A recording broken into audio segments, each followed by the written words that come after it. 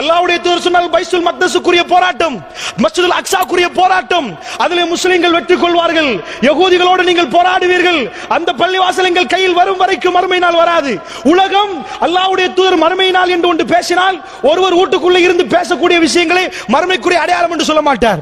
புத்தகத்திலே ஒருவர் மரணித்து விட்டால் இதுதான் அப்பா மறுமைக்குரிய அடையாளம் ரசூலுல்லாஹ் சொல்ல மாட்டார். உலகம் மீடியாக்கள் போட்டோ எடுத்து வீடியோ பண்ணி பதிவு செய்து உலகம் எங்கும் எப்பொழுதும் கதைத்துக் கொண்டே இருப்பார்களே, உலகத்துக்கு எல்லா மக்களுக்கும் புரியுமே, அந்த மாதிரியான செய்திகள் தான் மறுமைக்குரிய அடையாளம். அல்லாஹ்வுடைய நல்லடியார்களே, ரசூலுல்லாஹ் சும்மா அடையாளம் போடவில்லை, மறுமை நாள் வரும் வரும் நீங்கள் தயாராகுங்கள் என்று சொல்லவில்லை. கல்புகளை சுத்தப்படுத்தி இறைவன் பக்கம் நானும் நீங்களும் நெருங்க வேண்டுமா? எத்தனையோ ஆயிரம் வருடங்களுக்கு பிறகு வரக்கூடிய மறுமை நாளை கட்டம் கட்டமாக நெருங்குது என்ற மெசேஜ் நமக்கு வர வேண்டுமா? எப்படி நாம் வாழுகிற நேரத்தில் நேற்றை விட இன்றைக்கு நான் கபரை நெருங்கி விட்டேன் என்ற உணர்வு நமக்கு வருகிறதோ, இதே மாதிரி அல்லாஹ் ஜல்ல ஷானஹு வ தஆலா ஒவ்வொரு அடையாளத்தையும் அப்படியே உலகத்துக்கு காட்டுவான். அது எங்கேயோ ஒரு மூலையில் யாருக்கும் தெரியாமல் நடந்த ஒரு செய்தியாக இருக்கவே இருக்காது. அல்லாஹ்வுடைய நல்லடியார்களே, உலகமே பேசும். அப்படியா? அதை நீங்கள் ஹதீஸில் வந்து பார்த்தால் ரசூலுல்லாஹ் சொல்லி இருப்பார்கள், ஒரு யுகம் மலரும், அந்த யுகத்திலே இப்படி நடக்கும், அது நடக்கும் வரைக்கும் மறுமை நாள் வராது. ஒப்பிட்டு பார்த்து உலமாக்கள் மிக தெளிவான ஒரு முடிவுக்கு வந்து விட்டார்கள். இது கடைசி யுகமாக இருக்கக்கூடிய வாய்ப்புகள் எக்கச்சக்கமாக இருக்கிறது, ஏராளமான ஆதாரங்கள் இருக்கிறது. அல்லாஹ்வுடைய நல்லடியார்களே, சொன்னார்கள், புராத் நதி வத்தும் தங்கமலை வெளியாகும் என்றார்கள். வரலாறு காணாத விதத்தில் யூப்ரட்டிஸ் நதி வத்திக் கொண்டிருக்கிறது. நீங்கள் பார்த்திருக்கலாம், விடிவெள்ளி பத்திரிகையில் கூட ஆர்டிகல் போட்டு வரலாறிலே இதுவரைக்கும் இது வத்தாத விதத்தில் வத்திருக்கிறது. உலகத்துடைய சேட்டலைட்டுகள் எல்லாம் அங்கே போகிறது. நிறைய அதிசயங்கள் கிட்ட நடக்கிறது என்று சொன்னால், அல்லாஹ்வுடைய நல்லடியார்களே, இந்த செய்திகளை நான் சொல்லுகிற நேரத்தில் கல்புகளில் இதை வைத்துக் கொண்டு நீங்கள் கேட்டால் மறுமை நெருங்கி விட்டதா என்ற உணர்வு எனக்கும் உங்களுக்கும் கேள்வியாக வரும். அல்லாஹ்வுடைய நல்லடியார்களே, அப்படி என்றால் நபிகள் நாயகம் ஸல்லல்லாஹு அலைஹி வஸல்லம் அவர்கள் சொன்ன செய்தியை பாருங்கள். அல்லாஹ்வுடைய தூதர் சொன்னார்கள், மறுமை நாள் நெருங்குற நேரத்தில் ஒரு படையை பற்றி ரசூலுல்லாஹ் சொன்னார்கள். உலகத்திலே அரபு நாடுகளில் இந்த யுத்தங்கள் ஆரம்பிக்கப்பட்டு எல்லாம் யுத்தம் புரியுதா? ரசூலுல்லாஹ்வுடைய ஹதீஸை படி இந்த லைன் ஷாமுடைய லைன், துருக்கி, அதே மாதிரி இந்த ஷாமுடைய லைன்களில் யுத்தம் ஆரம்பிக்கப்பட்டுவிடும். யுத்தம் ஆரம்பிக்கப்பட்டால் இந்த யுத்தம் இப்பொழுது முடிந்து விட்டது என்று வைங்கள், அது மறுமை நாளைக்குரிய யுத்தம் இல்ல. சிரியாவில் ஆரம்பிக்கப்பட்ட யுத்தம் முடியாமல் மறுயுத்தம் என்று வந்தால் அது மறுமை நாளைக்குரிய யுத்தம். மறுமை நாள் இமாம் மஹதி வரும் வரைக்கும் அந்த யுத்தம் முடியாது. அல்லாஹ்வுடைய நல்லடியார்களே, அப்படி என்றால் எக்கச்சக்கமான ஆதாரங்கள் இருக்கிறது இந்த யுத்தம் முடியாது என்பதற்கு. நிறைய சான்றுகள் இன்ஷா அல்லாஹ் பிறகு நான் சொல்கிறேன். அந்த அளவுக்கு இடியாப்ப சிக்கல் யுத்தம் ஒன்று இங்கே நடக்கிறது. இந்த யுத்தம் என்னென்று நீங்கள் புரிந்தால்தான் அந்த விஷயத்தை நீங்கள் தெளிவாக புரிவீர்கள். அல்லாஹ்வுடைய நல்லடியார்களே, நபிகள் நாயகம் ஸல்லல்லாஹு அலைஹி வஸல்லம் அவர்கள் சொன்னார்கள், அதாவது நீதமான ஒரு படை, கிழக்கு பிரதேசம் என்றார்கள், ஊருடைய பெயரை சொல்லவில்லை, நீதமான ஒரு படை வெளியாகும் என்றார்கள். அந்த படை வெளியாகினால், கிழக்கு பிரதேசம் என்றால் ஷாம் பிரதேசம், அங்கிருந்து வெளியாகினால் அவர்கள் எங்க போவார்கள்? அதாவது மக்கா மதீனா இந்த கடந்து போகிற நேரம் 3 மன்னர்களுடைய பிள்ளைகள் ஆட்சிக்காக போராடுவார்கள். 3 ராஜாமார்களுடைய பிள்ளைகள் ராஜாமார்களை வைத்து ஆட்சிக்காக போராடுவார்கள். அந்த நேரத்தில் இந்த படைக்கு பேர் என்ன? நீதமான படை.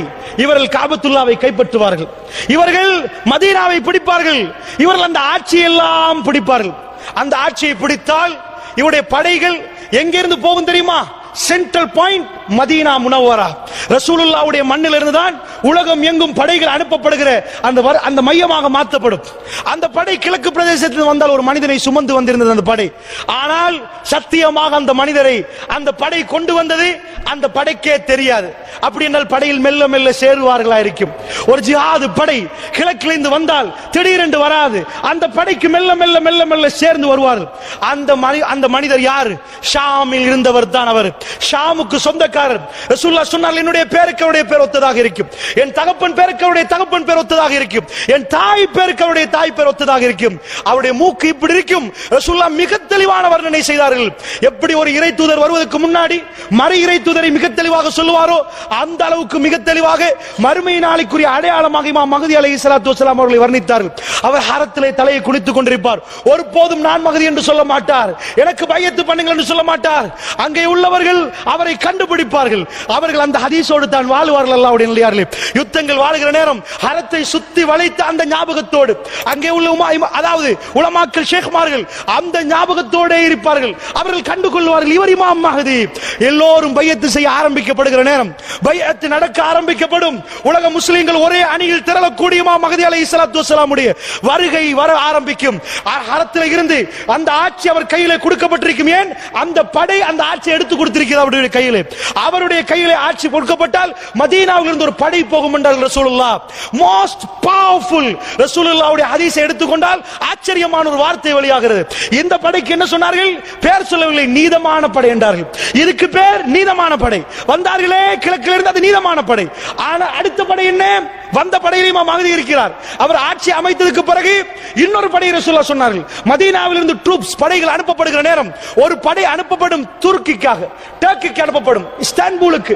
ஏனென்றால் கிறிஸ்தவர்கள் அதை பிடித்துக் கொண்டு அங்கே நிறைய பிரச்சனை நடக்க ஆரம்பிக்கும். அந்த நேரத்தில் இந்த படை மதீனாவில் இருந்து அங்கே போகும். அந்த படைக்கு ரசூலுல்லாஹ் வைத்த பேர் என்ன தெரியுமா? உலகத்திலே பலசாலியான படை அதுதான். அமெரிக்காவர்களுக்கு எவனுக்கு கிட்ட வர முடியாது, கிட்ட வர முடியாது. ஆனால் அந்த படையிலும் பிழை செய்தவர்கள் இருக்கிறார்கள். ரசூலுல்லாஹ் சொன்னார்கள், அந்த படை அப்படியே போகும். எங்கே? இஸ்தான்புல், துருக்கியுடைய தலைநகரம், இன்றைக்கு யுத்தம் ஆரம்பிக்கப்பட்ட பிரதேசம். அங்கே போகும். அல்லாஹ்வுடைய நல்லடியார்களே, அங்கே போனால் அங்கே உள்ள கிறிஸ்தவர்கள் கேட்பார்கள், நீங்களே என்னப்பா வந்தீர்கள்? உங்களுக்கு எங்களுக்கு என்ன பிரச்சனை? நாங்க ஊர் மக்களோட பார்த்துக் கொள்வோம். இல்லை, எங்களுடைய சகோதரர்கள் அவருடைய பிரச்சனையில் நாங்கள் தலை போடுவோம் என்று சொல்வார்கள். அந்த யுத்தம் ரசூல் ஸல்லல்லாஹு அலைஹி வஸல்லம் சொன்னார்கள், கடைசி வார், ஃபைனல் வார். தஜ்ஜால் வெளிவருவதற்கு முன்னாடி உள்ள ஃபைனல் வார். துருக்கியுடைய இஸ்தான்புலை கைப்பற்றும் வரைக்கும் மறுமை நாள் வராது. முஸ்லிம்கள் போய் அந்த இஸ்தான்புலை ரோமர்களுடைய கையில இருந்து கைப்பற்றுவார்கள். அந்த யுத்தத்திலே 3 கூட்டமாக மதீனாவில் இருந்து போன படையை ரசூலுல்லாஹ் பிரித்தார்கள். அதிலே ஒரு கூட்டம் புறமுதுகிட்டு ஓடுவார்கள். அல்லாஹ் ஒருபோதும் அவர்களை மன்னிக்க மாட்டான். ஜிஹாது களத்திலே வந்து அவர்கள் ஓடின ஓட்டத்துக்கு அல்லாஹ் மன்னிக்க மாட்டான். அடுத்த கூட்டம் ஷஹீதாக்கப்படுவார்கள். அல்லாஹ் ஜல்ல ஷானுஹு வ தஆலா அவர்களை மன்னித்து அரவணைத்துக் கொள்வார் என்றார்கள் ரசூலுல்லாஹி ஸல்லல்லாஹு அலைஹி வஸல்லம். 3வது கூட்டம் அந்த யுத்தத்தை வெற்றி கொள்வார்கள். அல்லாஹ் இதற்கு பிறகு அவர்களுக்கு சோதனையே கொடுக்க மாட்டான் என்றார்கள் ரசூலுல்லாஹ். அல்லாஹ் அவர்களுக்கு சோதனையே கொடுக்க மாட்டான். ஷைத்தான் வெளியே வருவான் என்றார்கள் ரசூலுல்லாஹ். கத்துவான், தஜ்ஜால் வந்து விட்டான், தஜ்ஜால் வந்து விட்டான். இதுதான் அந்த ஹதீஸுடைய முக்கியமான வார்த்தை. எது தெரியுமா? அந்த படையில உள்ள மனிதர்கள் யார்? அவர்கள் யார்? அவர்கள் எந்த ஊர் மக்கள்? ரசூலுல்லாஹ்வுடைய வாயிலிருந்து வெளியே வந்தது. ஷைத்தான் வந்து கத்துவான், தஜ்ஜால் வெளியே வந்து விட்டான், வந்து விட்டான்.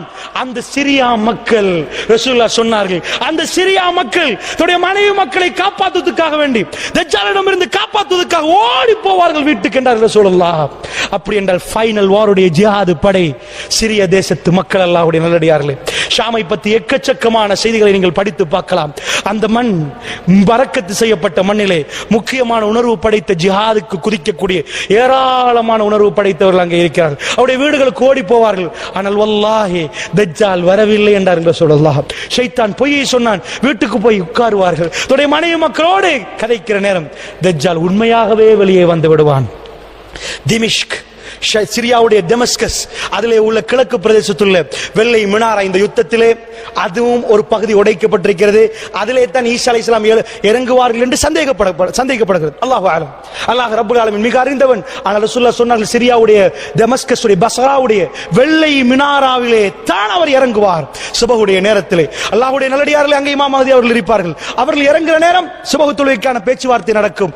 அப்படி என்றால் அந்த சிரியா மக்கள் அங்கே வந்து சேருவார்கள். பாபுலூத், பலஸ்தீனத்துக்கு பக்கத்தில் உள்ள பாபுலூத்திலே தஜ்ஜால் கொலை செய்யப்படுவான். மிக சுருக்கமாக நான் உங்களுக்கு சொல்லியிருக்கிறேன். அல்லாஹ்வுடைய நல்லடியார்களே, அப்படி என்றால் இந்த ஹதீஸை நீங்கள் வைத்து நீங்கள் பார்க்கிற நேரம் மறுமையுடைய கடைசி நிகழ்வுகளுக்குரிய மிக முக்கியமான இடங்கள். இந்த இடங்களில் யுத்தம் ஆரம்பிக்கப்பட்டால் முதலில் பைத்துல் மக்தஸுக்கு தான் யுத்தம் நடந்து கொண்டிருந்தது. ஆனால் மற்ற ஊர்கள் எல்லாம் நிம்மதியாக இருந்தார்கள். எந்த பிரச்சனையும் இருக்கவில்லை. இப்ப கொஞ்சம் கொஞ்சமாக ஈராக்கிலே பிரச்சனை, அதுக்கு பிறகு சிரியாவிலே பிரச்சனை, அதுக்கு பிறகு துருக்கியிலே பிரச்சனை. ரசூலுல்லாஹ் சொன்ன எந்த நாடும் விடப்படாமல் உலகம் அந்த அத்தனை பேரும் அந்த நாடுகளை பார்க்கிற அளவுக்கு இந்த பிரச்சனை வந்தால் இந்த பிரச்சனையுடைய முடிவு என்ன? அல்லாஹ்வுடைய நல்லடியார்களே, இந்த பிரச்சனையுடைய முடிவு என்ன? அப்படி என்றால் இந்த செய்திகளை மனசிலே ஆழமாக வைத்துக் கொண்டு ஒரு முஃமின் இந்த நேரத்தில் என்னுடைய பங்களிப்பு என்ன என்ற செய்தியை சொல்வதற்கு தான் இந்த அவ்வளோத்தையும் நான் உங்களுக்கு சொன்னேன். எங்களுடைய பங்களிப்பு என்ன? அல்லாஹ்வுடைய நல்லடியார்களே, ஹல்ப் பிரதேசம் இன்றைக்கு பாலடைந்து போயிருக்கிறது. மதீனாவுக்கு போய் வருகிறார்கள், 9 டிகிரி என்கிறார்கள் கூதல். ஸ்ரீலங்காவிலே நாத்திரிக்கு அப்படி கூதலாக இருக்கிறது இந்த டிசம்பரில். ஆனால் சிரியா மக்கள் என்ன -டிகிரி டிகிரி அவர்கள் கடுமையான வேதனைக்குள்ளாக்கப்பட்டிருக்கிறார்கள். என்ன இந்த யுத்தம் என்ற செய்தியும் நான் உங்களுக்கு சொல்லலாம். பஷார் அல் அசாத் அவன் தான் கொடுங்கோலன், சிரியாவுடைய ஆட்சி தலைவன். இந்த பஷார் அல் அசாதுடைய வாப்பா கிட்டத்தட்ட 30 வருஷம் சிரியாவை ஆளுகிறார். பஷார் அல் அசாத் ஒரு கண் வைத்தியர், கண் டாக்டர். அவன் என்ன பண்றான், அவன் ராணுவத்தில் இருந்து வாப்பா மௌத்தாக ராணுவத்தால் ஆட்சியை பிடிக்கிறான். ஏனென்றால் அவனுடைய பிரிவு ஷியா, நுசைரியா என்ற பிரிவு. கிட்டத்தட்ட 10க்கும் 12க்கும் இடைப்பட்டவர்கள் தான் அவர்கள். 30 லட்சம், 2.5 கோடி மக்கள் தான் சிரியாவில் இருக்கிறார்கள். இந்த 30 லட்சம் பேரை வைத்தால் 70% அஹ்லுஸ் சுன்னா வல் ஜமாஅத்தினர்கள். 70% எங்க மக்கள். 2 கோடி பேர் எங்க மக்கள். அல்லாஹ்வுடைய நல்லடியார்கள் ஒரு 1.5 கோடிக்கு மேல அஹ்லுஸ் சுன்னா வல் ஜமாஅத். ஆனா ஆட்சி செய்யறது யாரு? ஷியா. ஷியாக்களிலும் மிக மோசமான ஜாதி தான் இந்த நுசைரியா. எப்படிப்பட்ட ஜாதி என்றா, ஈரான் இவர்களை காஃபிர் என்றுவார்கள். ஈரானே 1 நம்பர் காஃபிர், அவர்கள் இவர்களை காஃபிர் என்றா எப்படி தெரியுமா? நுசைரியா என்பது ஷியாக்களில் மிக மோசமான ஜாதி. ஏனென்றால் அலி பின் அபி தாலிப் ஒரு மனிதர் அல்ல, அவர்தான் அல்லாஹ் இந்த உலகத்தில் பிறந்தார். அல்லாஹ் இந்த உலகத்தில் மனித உருவம் வந்தால் அலி பின் அபி தாலிப் என்று சொன்ன ஒரு மிக மோசமான ஜாதி அல்லாஹ்வுடைய நல்லடியார்கள். இந்த ஷியாக்கள் தான் அந்த நுசைரியா பிரிவு. இவருடைய எக்கச்சக்கமான பிழைகள் இருக்கிறது. இவர்கள் எப்படி ஆட்சிக்கு வந்தார்கள் என்றா, அதான் அத்துமீறி வந்தார்கள். வந்தா மக்கள் பொறுத்து 2011ஆம் ஆண்டுல இதுக்கு மேல பொறுக்காண்டு வெடிக்க ஆரம்பிக்குது யுத்தம். அந்த யுத்தம் எப்படி என்றா, ஸ்ரீலங்காவில் ராணுவம் இருக்கும். ஏதாவது மக்கள் புரட்சி செய்தா சுடுவார்களா? இல்ல. என்ன கண்ணீர் புகை அடிப்பாங்க, தண்ணி அடிப்பாங்க, விரட்டுவாங்க, ராணுவத்தை போடுவாங்க. பஷார் அல் அசாத் கையில் எடுத்தது துப்பாக்கி. மக்கள் புரட்சி செய்கிற நேரம் எல்லாத்தையும் கொல்ல ஆரம்பித்தான் பஷார் அல் அசாத். கொல்ல ஆரம்பித்தா உள்நாட்டு போராக மாறுது, மக்களுக்கும் ராணுவத்துக்கு. அது எந்த அளவுக்கு முத்துதென்றால், துருக்கி கை போடுகிறது கொஞ்சமாக. இப்படியே சண்டை முத்துற நேரம் ரஷ்யா தலை மேலாக வருகிறது, ஈரான் கீழால வருகிறது. படை கீழ் தரைமார்க்கமாக ஈரான், மேலான ரஷ்யா. குண்டு போட்டு அழித்து சாம்பலாக்குது அஹ்லுஸ் சுன்னா வல் ஜமாத். ஹல்ப் என்ற பிரதேசம் வரலாறு மிக முக்கியமா சொல்லுது. அங்கே ஷியாக்கள் வாழ்ந்த சரித்திரமே இல்லை. அல்லாஹ்வுடைய நல்லடியார்களே, நாங்கள் எல்லாம் இருக்கிற மண்ணுக்கு ஷியாக்கள் வந்தால் நம்முடைய நிம்மதி பறிக்கப்படும். அல்லாஹ்வுடைய நல்லடியார்களே, இந்த உலகத்தில் ஆக மோசமான ஜாதிகள் ஷியாக்கள், ஹவாரிஜ்கள். இவர்கள் எல்லோரும் இந்த யுத்தத்தில் ஒன்று சேர்ந்திருக்கிறார்கள். ஹவாரிஜ்கள் அவர்களை இனம் கண்டு கொள்வது மிக கஷ்டம். ஏன்? அவர்களை ரசூலுல்லாஹ் சொன்னார்கள், அவர்கள் பார்ப்பதற்கு நீங்கள் என்னப்பான்னு நினைக்கிற அளவுக்கு அவர்கள் ஓதுவார்கள். அவர்கள் தொழுதால் உங்கள் தொழுகை என்னென்று நினைப்பீர்கள், அவர்கள் நோன்பு பிடித்தால் உங்கள் நோன்பு என்ன நினைப்பீர்கள். அவர்கள் எப்படிப்பட்டவர்கள் தெரியுமா? ஹவாரிஜுடைய பண்பை ரசூலுல்லாஹ் சொன்னார்கள். அவர்கள் எப்படி கண்டுகொள்வீர்கள் தெரியுமா? முஸ்லிம்களை கொல்லுவார்கள், முஸ்லிம்களுக்கு எதிராக நிற்பார்கள், அவர்கள் முஸ்லிம்களை கொல்லுவார்கள். அவர்கள் மட்டும் அந்த யுகம் மலர்ந்து நான் இருந்தால் ஆதி சமுதாயத்தை அல்லாஹ் எப்படி அழித்தான் அப்படி அழிப்பேன் என்றார்கள் ரசூலுல்லாஹ். கண்ட இடத்தில் கொள்ளுங்கள் என்றார்கள். ஹவாரிஜ் இந்த உம்மத்தில் மிக மோசமான ஜாதி அந்த ஹவாரிஜ்கள், ஷியாக்கள். அல்லாஹ்வுடைய நல்லடியார்களே, அவர்கள் எங்கெங்கெல்லாம் பூந்தார்களோ இன்றைக்கு ஹல்புடைய அஹ்லுஸ் சுன்னா வல் ஜமாத்தை கொண்டு குயிக்கக்கூடியவர்கள் வேற யாரும் இல்லை. இந்த ஷியாக்கள் கீழால ஈரானிகள் இங்கே கொள்கிறார்கள். அல்லாஹ்வுடைய நல்லடியார்களே, எங்க நாட்டிலையும் ஷியாக்களை பத்தி பேசுறாங்க. சுப்ஹானல்லாஹ், என்ன மதிப்பு கொடுத்து பேசுறார்கள். இமாம் குமைனி காரி துப்ப இமாம் குமைனி அவன். அல்லாஹ்வுடைய நல்லடியார்களே, இஸ்லாமிய ஈரானிய சாம்ராஜ்யம் குடியரசு என்று பேசுகிறார்கள். அல்லாஹ் பாதுகாக்க வேண்டும். இந்த உம்மத்தின் மிக பெரும் முசீபத்துக்காரர்கள். ரசூல் ஸல்லல்லாஹு அலைஹி வஸல்லம் நஜ்தை பார்த்து சொன்னால் ஃபித்னாவுடைய மண் என்றார்கள். அந்த ஃபித்னாக்குரிய மண் குழப்பவாதிகள். உங்களுக்கு தெரியும் அல்லாஹ்வுடைய நல்லடியார்களே, நம்ம நாட்டிலும் 200க்கு மேற்பட்டவர்களை ஈரானுக்கு அனுப்பி ஸ்காலர்ஷிப் கொடுக்கப்பட்டு மூளை செலவு செய்யப்பட்டு உலமாக்கு என்ற பெயரில் ஸ்ரீலங்காவுக்கு வரவழைத்திருக்கிறார்கள். உங்களுக்கு தெரியும் கதிருல பகுதியிலே, அதாவது புலனறுவையிலே கதிருல பகுதியிலே, அதாவது ஷியாக்களுடைய மதரசா நடக்கிறது. ஓட்டமாவடியிலே ஷியாக்களுடைய மதரசா, ஆண் பெண் மதரசாக்கள் மூளை செலவு செய்யப்பட்டு ஷியாக்கள் உருவாக்கப்பட்டால் அஹ்லுஸ் சுன்னா வல் ஜமாத்தை கொல்லுவார்கள். ஏனென்றால் அவருடைய வழிமுறை என்ன? அஹ்லுஸ் சுன்னா வல் ஜமாத்துக்கு வாழக்கூடாது, வாழிடம் கூட வாழிக்கலாது, அவர்களை கொல்ல வேண்டும். கொல்வது நன்மை. அல்லாஹ்வுடைய நல்லடியார்களே, இந்த ஷியாக்கள் எங்கே எல்லாம் நுழைந்தார்களோ அங்கே எல்லாம் இந்த பிரச்சனை உருவானது. பஷார் அல் அசாத், அவனை பற்றி நீங்கள் மிச்சமாய் பண்ண வேண்டாம். இது நான் கடைசியாக பார்த்த வீடியோவை சொல்கிறேன். கிறிஸ்துமஸ் 25 டிசம்பர் 25க்கு அப்லோட் பண்ணியிருந்தார்கள். 25 கிறிஸ்துமஸுக்கு பிறகு என்ன, ஒரு ஆலயத்துக்கு போனால் அங்கு எல்லாரும் கருப்பு உடுத்திருக்கிறார்கள், அபாயா தலையிலே ஜில்பாப் இஸ்காப் மாதிரி உடுத்திருக்கிறார்கள். என்ன எனக்கு சந்தேகம் வந்தது என்றால், பஷார் அல் அசாத் உள்ளே போற நேரம் கை கொடுத்து கன்னத்தை மோந்து கொள்கிறார். முஸ்லிம் பெண்கள் அப்படி கொடுக்க மாட்டார்களே, முழுக்க மறைக்கப்பட்டிருக்கிறது, கன்னங்களை ஹக் பண்றாரு, கை கொடுக்கிறாரு. முஸ்லிம் பெண்கள் அப்படி கொடுக்க மாட்டார்கள் என்று பார்த்தால், பஷார் அல் அசாதுக்கு பக்கத்தில் ஒரு வெள்ளக்காரி, தலையிலும் ஒன்றுமில்லை, களத்திலையும் ஒன்றுமில்லை, மார்பிளையும் ஒன்றுமில்லை, ஒன்றுமே இல்லை, அசல் வெள்ளக்காரி. அல்லாஹ்வுடைய நல்லடியார்களே, யார் அது? அஸ்மா அல் அசாத்துடைய மனைவி.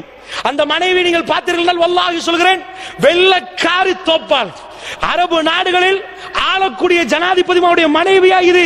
கம்யூனிஸ்ட் வாதத்தை கொண்டு வந்து சிரியா மக்களுக்கு வைத்து அடக்குமுறை செய்கிறான் இஸ்லாம். அங்கே இல்லை அல்லாஹ்வுடைய. இதற்குத்தான் அஹ்லுஸ் சுன்னah வல் ஜமாஅத்தினர் கிளம்பி இந்த போராட்டத்தை உண்டாக்கினார்கள். இதை நன்றாக நீங்கள் புரிந்து கொள்ள வேண்டும் என்பதற்கு சொல்கிறேன். நீங்கள் அவனை அடக்க வேண்டும் என்றால் இந்த அவனுடைய மனைவி யார் என்று பார்த்தால் உங்களுக்கு புரியும். அவர் வெளிநாட்டில் படித்து வந்த அஸ்மா அல் அசாத், இஸ்லாத்தின் சாயலே இருக்காது. நீங்கள் பார்த்திருப்பீர்கள் இது டொனால்ட் ட்ரம்புடைய மனைவியாண்டு. அந்த அளவுக்கு மோசமாக இருக்கும் அல்லாஹ்வுடைய. என்ன தெரியுமா, கிறிஸ்துமஸ் கொண்டாடுகிறார்கள். அந்த முழுக்க மறைத்தவர்கள் யார்? எல்லாம் கிறிஸ்டியன். அந்த நாட்டு கலாச்சாரம் கிறிஸ்டியன் எல்லாத்தையும் மறைக்க வேண்டும். சுப்ஹானல்லாஹ். அவர்களே மறைக்க இவர்கள் அத்தனையும் திறந்து கொண்டு போறார்கள். எங்கே இஸ்லாம்? எங்கே அவருடைய கல்வியிலே இஸ்லாம்? அல்லாஹ்வுடைய நல்லடியார்களே, அங்கே கிறிஸ்துமஸ் கொண்டாடப்படுகிறது 5 ஆண்டுகளுக்கு பிறகு. சொன்னால் என்ன சொன்னார்கள் தெரியுமா கிறிஸ்தவர்கள்? கிறிஸ்துமஸ் 5 வருஷத்துக்கு பிறகு ஏன் கொண்டாடப்படுதாம்? எது கொண்டாடப்படுதா? இவ்வளவு காலமா அந்த உள்நாட்டு போர்ல அந்த ஊரை பிடிச்சிருந்தாங்களாம். பஷார் அல் அசாத் வந்து மீட்டி எடுத்து விட்டாராம். அதனால் பஷார் அல் அசாத் போய் கிறிஸ்துமஸ் கொண்டாடுறாராம். சுப்ஹானல்லாஹ். எங்களுடைய உறவுகள் பாதிக்கப்படுகிற நேரம் இதுதான் அந்த நாட்டுடைய கொடுங்கோளுடைய முடிவு. அல்லாஹ்வுடைய நல்லடியார்களே, அப்படி என்றால் நான் கேட்கிறேன் உங்களுக்கு, இதைவிட விரிவாக உங்களுக்கு சிரியாவுடைய யுத்தத்தை சொல்ல வேண்டிய தேவையில்லை. என்னால் இன்னொரு 10 நிமிடத்துக்குள் நான் அத்தனையும் சொல்லி முடிக்க வேண்டும். அல்லாஹ்வுடைய நல்லடியார்கள் நன்றாக புரிந்து கொள்ளுங்கள். சிரியாவுடைய வாரை பற்றி நீங்கள் தேடினால் எக்கச்சக்கமாக கிடைக்கும். நான் சுருக்கமான அறிக்கை சொல்கிறேன். ஐநாவுடைய அறிக்கை, விக்கிபீடியாவுடைய அறிக்கை, எங்களுடைய முஸ்லிம் சமூகத்துக்கு அறிக்கை எடுப்பதற்கு அப்படி ஒரு மீடியா இல்லை. அல்லாஹ்வுடைய நல்லடியார்களே, 40 லட்சம் பேர்கள் அகதியாக்கப்பட்டிருக்கிறார்கள். நிம்மதியாக வீடுகளில் வாழ்ந்த மக்கள், அதில் 11 லட்சம் பிள்ளைகள் அகதியாக்கப்பட்டிருக்கிறார்கள். 73,000 குழந்தைகள் தாய் தகப்பனை இழந்த சின்ன சிறுமிகள் 73,000 பேர் இருக்கிறார்கள். அல்லாஹ்வுடைய நல்லடியார்களே, இப்பொழுது 4,70,000 மேல பிப்ரவரியுடைய அறிக்கை, இப்பொழுது 6 லட்சம் தாண்டிருக்க வேண்டும். 4,70,000 மேற்பட்டவர்கள் கொலை செய்யப்பட்டிருக்கிறார்கள். அல்லாஹ்வுடைய நல்லடியார்களே, இந்த யுத்தத்தை பொறுத்தளவிலே எனக்கும் உங்களுக்கும் ஒரு பங்களிப்பு இருக்கிறது. இந்த உம்மத்து பாதிக்கப்படுகிற நேரம், குர்ஆன் சுன்னஹ்வாதிகள் லா இலாஹ இல்லல்லாஹ் என்று சொன்னவர்கள் பாதிக்கப்படுகிற நேரம், நானும் நீங்களும் அல்லாஹ்விடம் கரமேந்தி, யா அல்லாஹ், அவருடைய கல்புகளுக்கு உறுதியை கொடுத்து விடு யா அல்லாஹ். அவர்களுக்கு குர்ஆனிலும் சுன்னாவிலும் யார் நிலைத்திருக்கிறார்களோ அவளுக்கு உன்னுடைய நேரடியான உதவியை கொடுத்து விடு யா அல்லாஹ் என்று கேட்க வேண்டும். அல்லாஹ்வுடைய நல்லடியார்களே, அந்த உணர்வு கூட எனக்கும் உங்களுக்கும் வரவில்லை என்றால், காலையிலிருந்து ராத்திரி வரைக்கும் என்னுடைய குடும்பமும் என்னுடைய பிள்ளையும் மட்டும் என்ற உணர்வு வந்திருந்தால், நிச்சயமாக முனாஃபிக்குடைய அடையாளம் எனக்கும் உங்களுக்கும் இருக்கிறது. ரசூலுல்லாஹ் என்ன சொன்னார்கள்? இந்த உம்மத் பாதிக்கப்படுகிற நேரம் அது சம்பந்தமாக உங்களுடைய கல்பு போராடவில்லை என்று சொன்னால், மாதா அலா ஷுஅபத்தி மினன் நிஃபாக், நிஃபாக்குடைய முனாஃபிக்குடைய தன்மையோடு அவர் மரணித்து விட்டார் என்று சொன்னார்களே. அல்லாஹ்வுடைய நல்லடியாரை நீங்கள் பார்த்திருப்பீர்கள். முழு உலகமே பார்த்தது, உலகமே அழிந்தது. வெளிநாடுகளில், மேற்கத்திய நாடுகளில் பேப்பர்ல ஹெட்லைனாக வந்த செய்தி என்ன? நிறைய வீடியோக்கள் ஜூம் பண்ணி காட்டினார்கள். கையிலே தூக்கினால் இந்த அளவு குழந்தை, ஒரு 4 வயசு இருக்கும். அந்த குழந்தையுடைய சைஸ் 3 வயசு சரி இருக்கும். அல்லாஹ்வுடைய நல்லடியார்களே, கடற்கரையில் முகம் குப்புற பிறண்டு அலை வந்து அடித்து அடித்து போகிற நேரம், குழந்தையுடைய தலை நலைந்து போகுது. முகம் குப்புற குழந்தை பிறண்டிருக்கிறது. ஜனாசா, அந்த புள்ள மௌத்தாக இருக்கிறது. அந்த புள்ளையுடைய உம்மா கடலில் மௌத்தாகிட்டாங்க, வாப்பா மௌத்தாகிட்டாங்க. சின்ன சிறுமி கடற்கரை ஓரமாக மரணிக்கப்பட்டது முழு உலகமே பார்த்தது. சிரியாவில் இப்படிப்பட்ட அவல நிலையா? அந்த குழந்தைகள் ஆங்காங்கே கொலை செய்யப்பட்டிருக்கிறார்கள். சின்ன சிறுமிகள். அந்த ஜனாசாவை தூக்கி கொண்டு போகிற நேரம் வயிறு பத்துகிறது. இந்த அளவுக்கு கொடுங்கோலான மிக மோசமான தன்னுடைய ஆட்சிக்காக இவ்வளவு மோசமான யுத்தத்தை நடத்துவார்களா? அந்த பஷார் அல் அசாதுக்கு எதிராக அல்லாஹ்விடம் கையேந்த வேண்டாமா? அல்லாஹ்வுடைய நல்லடியார்களே, எங்களுடைய மக்கள் ஐரோப்பாவுக்கு போய், அதுக்கு அடுத்ததாக உள்ள கிறிஸ்தவ நாடுகளுக்கு போய் நீங்கள் எல்லாம் பார்த்திருப்பீர்கள். மிக பிரபலியமாக வந்த ஒரு வீடியோ, ஒரு உம்மா கை குழந்தையை தோளிலே வைத்துக் கொண்டிருக்கிறாள். பாப்பா வந்து ரயில்வே ட்ரக்கிலே அப்படியே தள்ளுறார். புள்ளை தன்னுடைய மனைவியையும் புள்ளையோடு அவரும் வந்து அப்படியே பிறழுகிறார். எதுக்கு தெரியுமா? கெஞ்சி கெஞ்சி சொல்கிறார்கள், எங்களுடைய நாட்டுக்கு எங்களை அனுப்ப வேண்டாம், இருக்கின்ற நாங்க இந்த ட்ரக்ல இருந்து ட்ரெயின் வரட்டு நம்ம செத்து போயிருவோம், எங்க நாட்டுக்கு எங்களை அனுப்ப வேண்டாம், சிரியாவுக்கு எங்களை அனுப்ப வேண்டாம், எங்களை கொல்லுகிறார்கள், எங்களை கொல்லுகிறார்கள், உங்களால் முடியும் என்றால் பொறுப்பெடுத்துக் கொள்ளுங்கள் என்று கிறிஸ்தவர்கள்ட்ட போய் மண்டியிடுற அளவுக்கு இந்த உம்மத்தின் அவல நிலை இருக்கிறது என்றால், இந்த வேலையை செய்த பஷார் அல் அசாதை அல்லாஹ் விட மாட்டான்.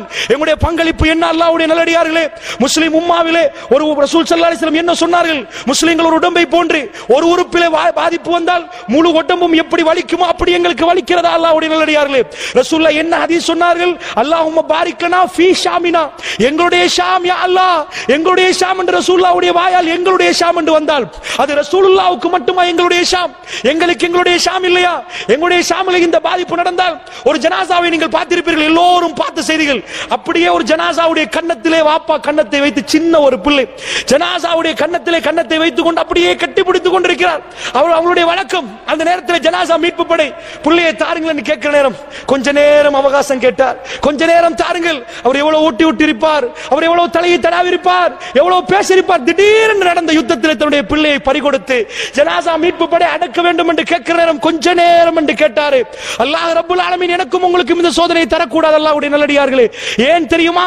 ரசூல் ஸல்லல்லாஹு அலைஹி வஸல்லம் சொன்னார்கள், மறுமை நாள் நெருங்குற நேரம் முஸ்லிம் எங்க இருந்தாலும் இந்த பாதிப்பு வரும் அல்லாஹ்வுடைய நல்லடியார்களே. நீங்கள் முஸ்லிமா, நீங்கள் லா இலாஹா இல்லல்லாஹ் சொன்னீர்களா, உங்களுக்கும் எனக்கும் பரிசோதனை நடக்கும். அல்லாஹ் என்னையும் உங்களையும் பாதுகாக்க வேண்டும். எப்படி உதாரணம் எடுத்தார்கள்? பசித்த நாய்கள், வெறி பிடித்த நாய்கள் சாப்பாடை கண்டால் எப்படி பாயுமோ அப்படி முஸ்லிம்களை கண்டால் பாய்வார்கள்.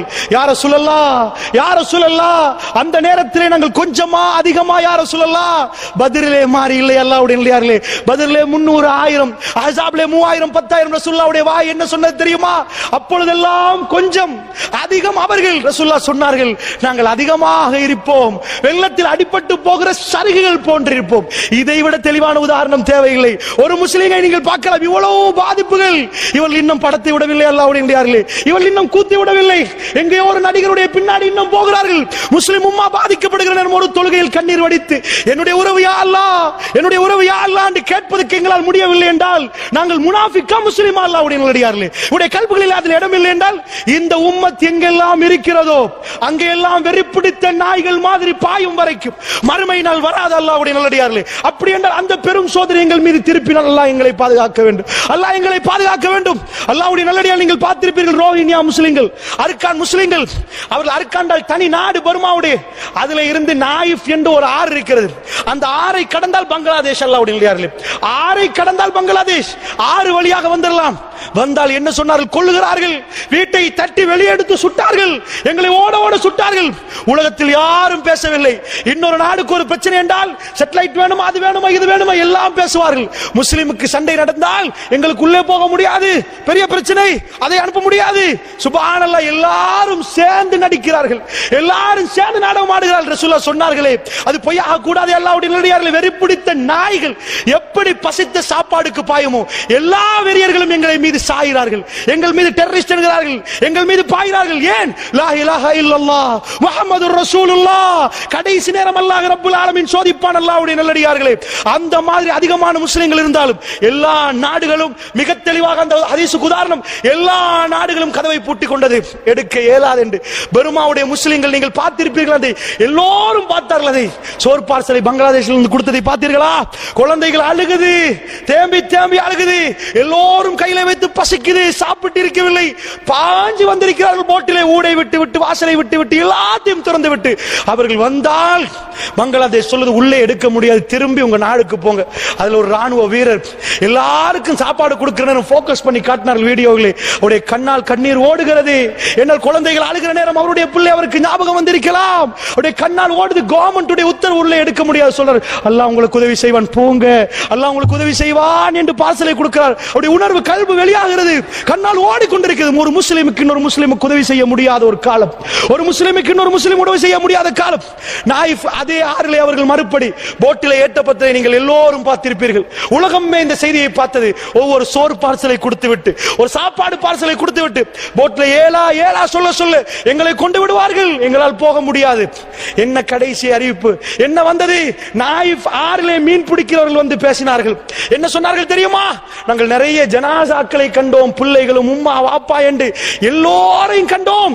அந்த ஆறிலே ஜனாசாக்கள் சிதறி அடிக்கப்பட்டிருந்தது, அவர்கள் மௌத்தாகி விட்டார்கள் என்று பேசினார்கள். அல்லாஹ்வுடைய நல்லடியார்களே, இந்த முஸ்லிம் உம்மாவுடைய நிலைமையை கொஞ்சம் நீங்கள் பாருங்கள். அல்லாஹ்வுடைய நல்லடியார்களே, ஏன் நான் உங்களுக்கு சொல்கிறேன் தெரியுமா? எங்களிடம் ஒத்துமை இல்லை. அதாவது உறுதி இருந்தால் தான் வெள்ளம் வருகிற நேரம் தாக்கு பிடிப்போம். ரசூலுல்லாஹ் என்ன சொன்னார்கள்? வெள்ளம் வருகிற நேரம் அடிப்படுகிற சருகுகள் மாதிரி நீங்கள் இருப்பீர்கள். அப்படி என்று சொன்னால் இவ்வளவு பெரிய அனர்த்தங்கள் வருகிற நேரம் எங்களுடைய பங்களிப்புகள் என்ன? அல்லாஹ்வுடைய நல்லடியார்களே, என்ன நாம் செய்திருக்கிறோம்? உங்களுக்கு தெரியும், எக்கச்சக்கமான விஷயங்கள் பலஸ்தீனிலே, எல்லா நாடுகள், எல்லா ஊர்களிலும் நிறைய நடக்கிறது என்றால், ஸ்ரீலங்காவில் இருந்து கொண்டு எனக்கும் உங்களுக்கும் என்னுடைய உறவுகளுக்காக ஒரு விடயம் செய்யலாம். யா ரப்பே, இந்த அறிவுல இருந்து கொண்டு சொல்லலாம், யா ரப்பே, அந்த சோதனை எங்கள் பக்கம் திருப்பி விடாது. எங்களுடைய உறவுகள் பாதிக்கப்படுகிறார்கள், யா அல்லாஹ், உன்னுடைய உதவி நேரடியாக தேவைப்படுகிறது. பாதிக்கப்படுகிறது. குர்ஆனிலும் சுன்னாவிலும் உறுதியாக வாழ்ந்த மக்களை நீ அவருடைய கல்புகளை ஸ்திரப்படுத்தி அவர்களுக்கு உதவி செய்து விடு யா அல்லாஹ். 73,000 குழந்தைகள் தேம்பி தேம்பி அழுகிறது. உம்மா மௌத்தாகி விட்டார்கள், வாப்பா மௌத்தாகி விட்டார்கள். அல்லாஹ் ஜல்ல ஷானஹு வ தஆலா உங்களுடைய குழந்தைகளுக்கு அந்த நிலைமை உருவாக்கி இருக்கிறான். அல்லாஹ்வுடைய நல்லடியார்களே, நம்முடைய உறவுகள் பாதிக்கப்படுகிற நேரம் அந்த குழந்தைகள் எங்களுடைய குழந்தைகள் மாறி பார்க்க வேண்டும். இதுதான் உம்மாவுடைய ஒத்துமை. அல்லாஹ்வுடைய நல்லடியார்களே, முஸ்லிம் உலகத்துடைய ஒத்துமை என்றால் என்ன? ரசூலுல்லாஹ் எதை உருவாக்கினார்கள்? சஹாபாக்களிடம் எதை கொடுத்து கொண்டு போனார்கள்? அவர்கள் அழுதால் எங்களுக்கு அழுகை வர வேண்டும். அல்லாஹ்வுடைய நல்லடியார்களே, கூதல் நடுங்குகிறார்கள். அவர்களுக்கு போவதற்கு இடமில்லை. பலஸ்தீனத்தில் இருந்து அகதிகளாக வரக்கூடியவர்கள் எருமூக் என்று சொல்லி, ஸ்ரீலங்காவில் மெனிக் ஃபார்ம் என்று சொல்லி எப்படி ஒரு இருந்ததோ அதே மாதிரி எருமூக் என்று சொல்லி ஒரு இடத்திலே தான் எல்லோரையும் கொண்டு வந்து சேர்த்தார்கள் சிரியாவிலே, பலஸ்தீனத்தில் இருந்து. ஆனால் பலஸ்தீனத்தில் இருந்து வந்த அகதிகள் சிரியாவுக்கு வந்தால் சிரியாவிலேயும் உள்ள அகதிகள் எங்கே போவது? அல்லாஹ்வுடைய நல்லடியார்களே, அங்கே உள்ளவர்கள் கொஞ்ச நெஞ்சமாக இங்கே வந்து சேர்ந்தார்கள். இங்கே உள்ளவர்கள் அகதியாக்கப்பட்டிருக்கிறார்கள். எங்கே போவது? அல்லாஹ்வுடைய நல்லடியார்களே, இது ஜஸீரத்துல் அரபில் கடைசியாக வீசக்கூடிய காத்து. இவர்கள் எங்கே போவது? இவர்கள் சுத்தி சுத்தி சுத்தி அதுக்குள் தான் போராட்டம் நடத்துவார்கள். நான் சொன்னேன் உங்களுக்கு இடியாப்ப சிக்கல் என்று. இந்த போராட்டம் முடியாமல் தொடரும் என்று என்னுடைய கல்பு சொல்கிறது. ஏனென்றால் மிக பிரம்மாண்டமான இடியாப்ப சிக்கல் இதுக்குள் இருக்கிறது. ஏன் சிரியாவுடைய படையை சொல்கிறேன். அதாவது பஷார் அல் அசாத் அவனுடைய ராணுவத்தை அனுப்புறான், ரஷ்யா உதவி செய்கிறது, அங்கால் ஈரான் உதவி செய்கிறது. இந்த பக்கத்தில் மக்களுக்காக இருக்கிறது துருக்கி, ISIS, அடுத்தபடி அல் கைதா, இப்பொழுது சவுதி உட்பட சில நாடுகள் வரப்போகிறது. அல்லாஹ்வுடைய நல்லடியார்களே, அஹ்லுஸ் சுன்னா வல் ஜமாத் பக்கம் இருக்கக்கூடிய ஜபஹத்துன் நுஸ்ரா, இந்த மாதிரி படைகள் இருக்கிறது. இந்த படைகள் எல்லோரும் நல்லவர்களா? இங்கதான் பிரச்சனை. அல்லாஹ்வுடைய நல்லடியார்களே, அஹ்லுஸ் சுன்னா வல் ஜமாத்துக்கு இன்றைக்கு பாதிப்பு நடக்கிற நேரம் இங்கே இருந்து அடிக்கிற எல்லாரும் நல்லவர்கள் இல்லை. அப்படின்னா யுத்தம் முடி அவர்களுக்கு அடிக்க வேண்டியிருக்கிறது. உங்களுக்கு புரிகிறதா? நாங்கள் சண்டை பிடிக்கிறோம் என்று வைங்கள், இன்னொரு கூட்டத்துக்கு எதிராக சண்டை பிடிக்கிற நேரம் யஹூதியும் சேர்த்துக் கொள்கிறோம், நசாராவை சேர்த்துக் கொள்கிறோம், அவர்களுக்கு அடிப்பதற்காக வேண்டி. அடித்து முடிந்த பிறகு நாங்கள் ஒரு ஆட்கள். அல்லாஹ்வுடைய நல்லடியார்களே, யஹூதி வேறு, நசாராக்கள் வேறு. அல்லாஹ்வுடைய நல்லடியார்களே, ISIS யார்? அவர்களை பற்றி தெளிவான படம் இன்றைக்கு உலகத்தில் இல்லை. இன்றைக்கு ஒரு அப்டேட்டை பார்த்தேன் நான். என்ன வந்து எங்களை இப்படித்தான் செய்தார்கள் என்று. பொய்யா உண்மையா அல்லாஹு ஆலம். எங்களை இந்த மாதிரி கொடுமைப்படுத்தினார், விபச்சாரத்தில் இது பண்ணினார், நான் பல தடவை பாதிக்கப்பட்டேன் ஒரு பெண் சொல்கிறார்.